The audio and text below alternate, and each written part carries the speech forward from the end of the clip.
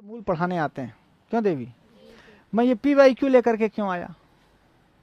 PYQ से सिर्फ ये सिखाने के लिए कि भैया क्या आ रहा है और क्यों ऐसा ही पूछ रहा है, हमें क्या पढ़ना चाहिए।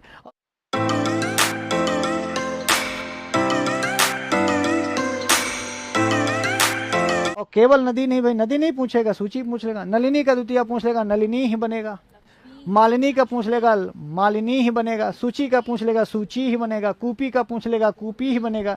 जितने भी ईकारांत स्त्रीलिंग होंगे नदी ही क्यों, नदी के अलावा भी तो बहुत सारे रूप हैं, उनको आपको देख लेना है ना, तो कर लेंगे। तो इसीलिए उसने ए विकल्प में आकारांत लिख दिया कि लगाओ लगाओ, तुम आकारांत लगाओ। आप समझ गए ना। हम ये नहीं करें कि ए वाला विकल्प कभी सही नहीं होता है।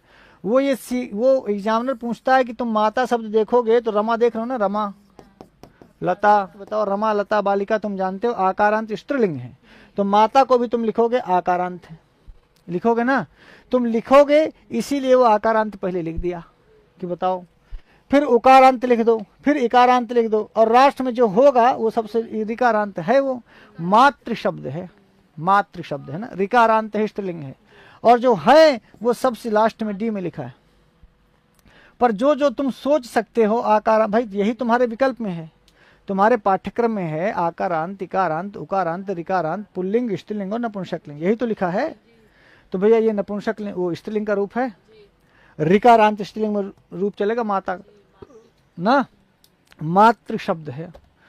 तुमसे सिर्फ वो ये पूछ रहा है कि तो जो माता है इसी को प्रातिपदिक समझ रहे हो कि इसका प्रातिपदिक जान रहे हो, और यदि जान रहे हो तो वो कौन से अंत वाला है, इतनी तो समझो। पहले रूप तुम तेल लेने गया, रूप पूछे नहीं रहा, वो रूपा ही लिखा है, ये रूपा ही है मात। अब मूल प्रातिपदिक के साथ हमें पढ़ना है, मूल प्रातिपदिक के साथ। जैसे रमा का मूल प्रातिपदिक रमा है, राम शब्द का राम है ना, माता का मातृ है। वहाँ देखो अस्मद विस्मद जब हम लोग पढ़ रहे थे तो वहाँ ऐसे लोग, हम लोग कहते हैं ना, अच्छा अहम आवाम का रूप सुनाओ।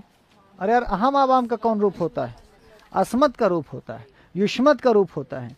तो अस्मद शब्द का रूप सुनाओ, युष्मत शब्द का रूप सुनाओ, तत् का रूप नहीं बोलते तो। का साहतौते याद है? साहतौते तो रूप ही है, मूल प्रातिपदिक। तो ये सवाल पूछ लेगा कि भाई साहतौते यह जो रूप है इसका मूल प्रातिपदिक क्या है? ऐसा है एतव एते जो रूप चलता है इसका मूल प्रातिपदिक क्या है? भवान भवंतो भवंता आप रूप चलाते हैं, इसका मूल प्रातिपदिक क्या है? माता मात्रो मात्रा आप रूप चलाते हैं, इसका मूल प्रातिपदिक क्या है? तो आपको एक चीज तो कंफर्म हो गई फिर से कि भैया जो रूप चलता है इसका मूल प्रातिपदिक भी आपको समझ के चलना है। अब ये ध्यान रखना, बहुत विनम्रता पूर्वक कह रहे हैं देवियों सज्जनों, कि बहुत बार यदि आपको लगता होगा ना, देखो हम तो मूल पढ़ाने आते हैं, क्यों देवी?